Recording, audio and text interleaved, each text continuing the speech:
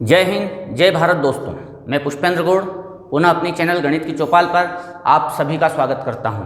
दोस्तों, निरंतर आप मेरे वीडियो देख रहे हैं और उससे आप गणित की सवालों के हल सीख रहे हैं। इसी प्रकार मेरे वीडियो लगातार आपको मिलते रहेंगे और एक क्रम में मिलते रहेंगे। आप मेरे चैनल को सब्सक्राइब कीजिए, आपको विज्ञान विषय के भी वीडियो आपको लगातार मिलेंगे। और दोस्तों, मैं सोशल साइंस के वीडियो भी आपको भेज रहा हूँ, तो प्रत्येक सोमवार को सोशल साइंस का वीडियो आपको मिलेगा। ठीक है, तो आज हम मूल बात करते हैं हमारे विषय गणित की। कक्षा 10वीं विषय गणित और हमारा रेखिक समीकरण चल रहा था। वज्र गुणन विधि तक हम पढ़ चुके थे। अगली प्रश्नावली है 3.6। 3.6 में जो समीकरणें दी है दोस्तों, वो रेखिक समीकरण नहीं है। तो कुछ समीकरणें जो अलग प्रकार की होती हैं, उनका हल रेखिक समीकरण में बदल करके निकाला जा सकता है, लेकिन वे स्वयं रेखिक समीकरण नहीं है। हम उन्हें रेखिक समीकरण में बदल सकते हैं। तो आइए देखें हम कि यहाँ पर जो सवाल है उनको रेखिक समीकरण में कैसे बदलें। तो दोस्तों, प्रश्नावली 3.6 का पहला सवाल है। ये सवाल आपके सामने है। तो सामान्यतः एक नियम तो याद रख लीजिए कि इन समीकरणों के हर में प्रत्येक पद, अलग अलग पद, जो पद है, पद के हर में कोई भी अचर पद गुणांक के रूप में नहीं होना चाहिए। कोई भी अचर पद गुणांक, अचर संख्या गुणांक के रूप में नहीं होना चाहिए। अगर है तो सबसे पहले उसको हटा लें। कैसे?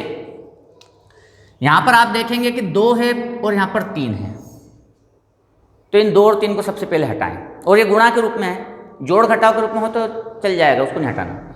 यहां पर 3 है, 2 है और 6 है। ये अचर संख्या इसके हर में है, तो इनको हटाना पड़ेगा पहले।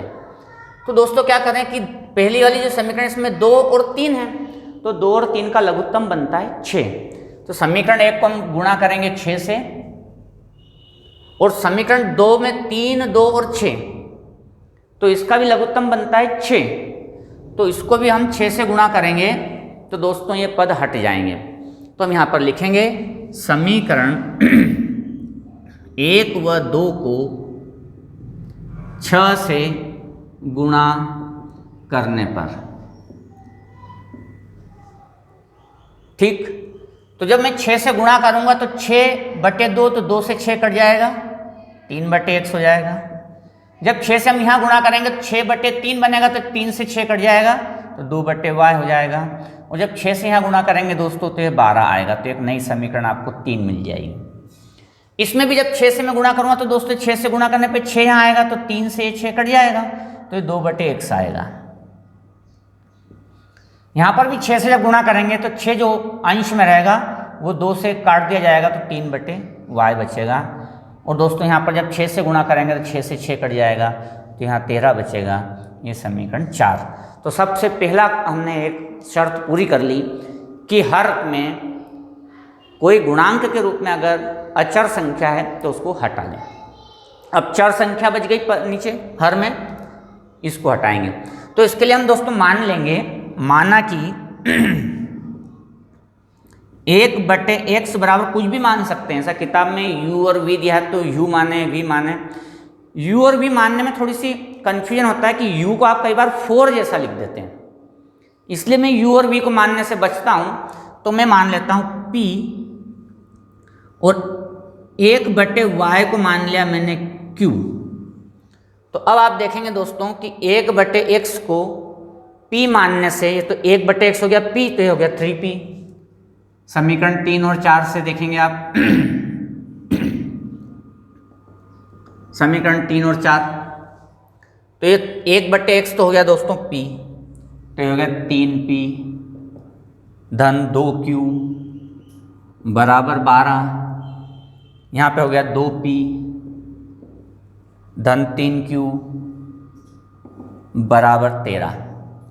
ये नई समीकरण हो गई, समीकरण 5 और समीकरण 6। अब इन समीकरण को दोस्तों, ये रेखिक समीकरण के स्वरूप की हो गई है।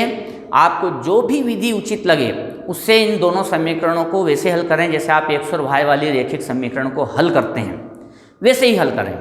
जो भी विधि आपको अच्छी से समझ में आ गई हो, जिस पर आपका अच्छी प्रैक्टिस है, उस विधि का प्रयोग कर सकते हैं। यहाँ कोई बाउंडेशन नहीं। मुझे क्रॉस मल्टीप्लिकेशन मेथड बहुत अच्छी लगती है, मैं उसी से करूँगा इसको।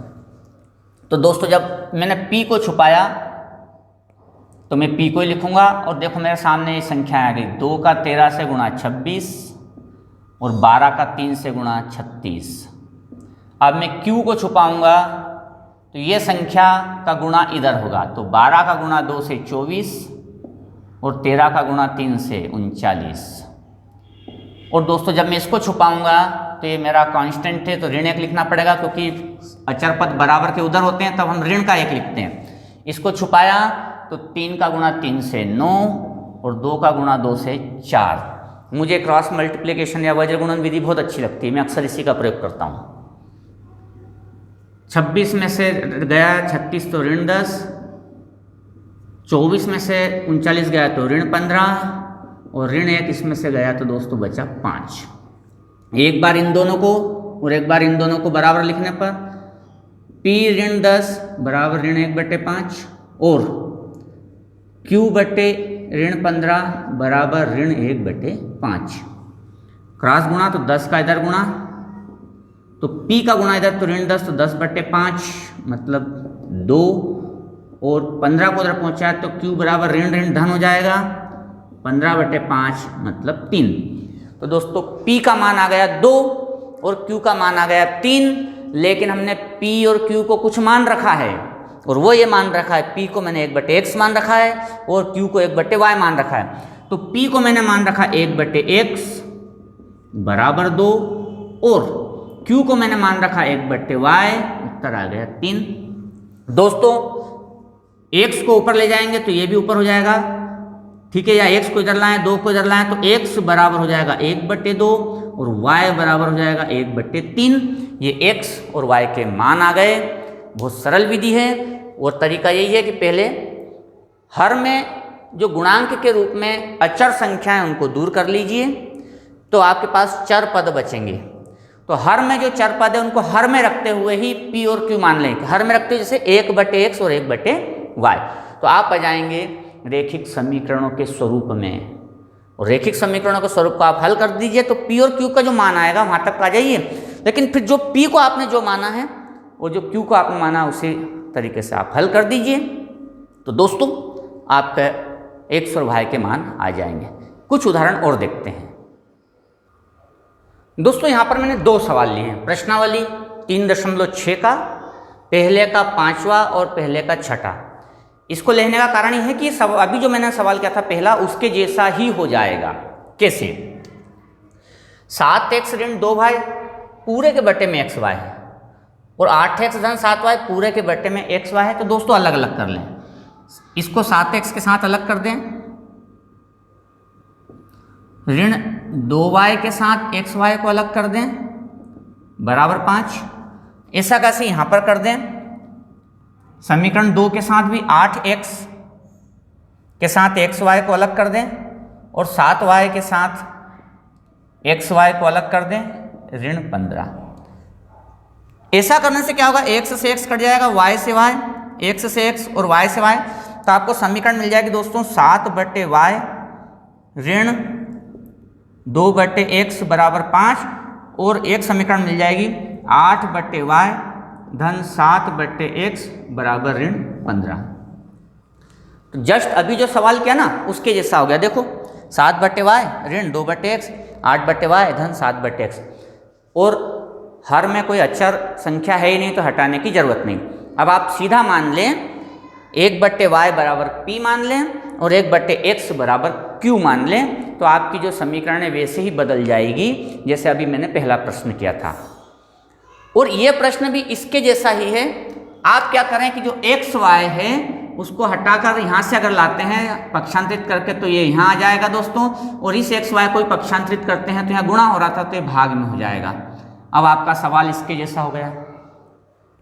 अब आप इसको अलग अलग कर दें, 6x बटे एक्स वाई को अलग किया, 3y बटे एक्स वाई को अलग किया बराबर 6, और 2x बटे एक्स वाई को इसके साथ कर दिया और एक्स वाई के साथ अलग कर दिया बराबर 5। x से x कट गया, y से y, x से x कट गया, y से y, तो आपकी समीकरण हो गई 6/y धन 3/x बराबर 6 और 2/y धन 4/x बराबर 5। ऐसा करने से दोस्तों ये हुआ कि अब वही जो पहला सवाल है उसके जैसी समीकरण हो गई।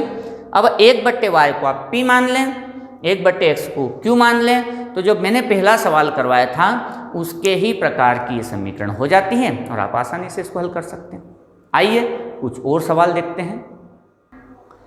ये दोस्तों प्रश्नावली 3.6 का पहले सवाल का दूसरा सवाल है। इसमें भी मैंने हर में देखा तो आप देखेंगे कोई अचर संख्या नहीं है, इसके भी हर में कोई अचर संख्या नहीं है, तो हटाने की कोई जरूरत नहीं। अब केवल बचती है चर जो कि वर्गमूल में, तो उसको ऐसा का ऐसा ही मान लेंगे। हमने यहाँ पर मान लेंगे माना कि, देखो बस ध्यान ये रखो कि जो संख्या बाद में हर में बचती है उसको ऐसा का ऐसे ही मान लें पूरा का पूरा। तो जैसे कि माना कि हर में बचा 1/√x, तो इसको p मान लें, और हर में बचा यहाँ पर 1/√y, तो इसको q मान लें, वैसा का वैसे ही मान लें।